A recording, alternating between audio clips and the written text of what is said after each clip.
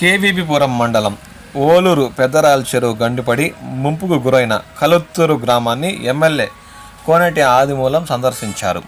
ముంపు బాధితులతో ముఖాముఖిగా మాట్లాడారు. ముంపు బాధిత కుటుంబాలకు ఫ్యాన్లు, విద్యుత్ బల్బులు, దుప్పట్లు పంపిణీ చేశారు. ఈ సందర్భంగా ఆయన మాట్లాడుతూ ప్రభుత్వం ప్రకటించిన నష్టపరిహారం కూడా తొందరలోనే అందేలా చూస్తారని ఈ సందర్భంగా ఆయన పేర్కొన్నారు.